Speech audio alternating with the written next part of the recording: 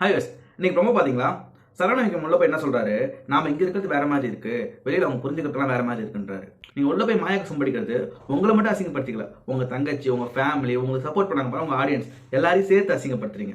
அதாவது என்னன்னா கஷ்டம், நீங்க என்ன சொல்ல வரீங்கன்னா மாயா சொன்னது கரெக்ட், மாயா சொன்னாங்கல்ல அவனுக்குலாம் அதெல்லாம் அறிவு கிடையாதுன்னு சொல்லிட்டு அதுதாங்க நீங்களும் போய் கன்ஃபார்ம் பண்றீங்க. அதாவது உங்களுக்குலாம் அறிவு கிடையாது, புரிதல் கிடையாது. மாயாக்கு மட்டும்தான் எல்லா புரிதலும் இருக்கு.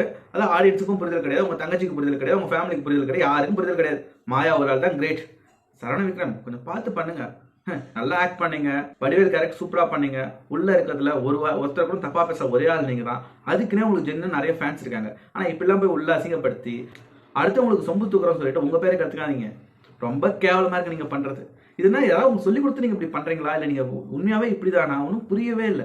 அவ்வளவு அசால்ட்டா சொல்றீங்க. நீங்க ஒரே ஒரு வார்த்தை தப்பா பேசுறீங்க, அதெல்லாம் மானிபுலேட் பண்ணி அப்படி இப்படின்னு சொல்லி கொடுத்துட்டாங்க, அதனால தான் நான் மாறிட்டேன் அப்படி இப்படின்னு.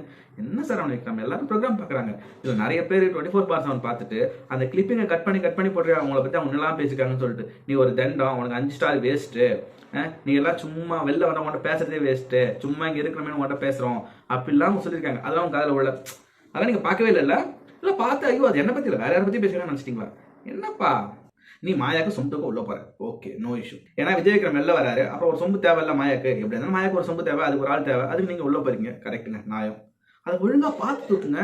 எதுக்கு உங்க சப்போர்ட்லாம் அசிங்கப்படுத்துறீங்க? அதுவும் முக்கியமா உங்க தங்கச்சி கூட சேர்த்து அசிங்கப்படுத்துறீங்க. உங்க தங்கச்சிக்கு நாலேஜ் இல்ல, புரிதல் இல்ல, உங்க தங்கச்சியால அவங்க புரிஞ்சுக்க முடியல அப்படின்னு சொல்றீங்க. இதை தான் உங்க தங்கச்சி ஃபர்ஸ்டே சொல்லிட்டு போனாங்க, டேய் நான் இங்க போன உடனே போய் மன்னிப்பு கேட்காதரா, நீ பண்ணதான் தப்பாயிடும்டா அப்படின்னு சொல்லிட்டு. எதையும் புரிஞ்சுக்கிறதுல சரவணன் நீங்க.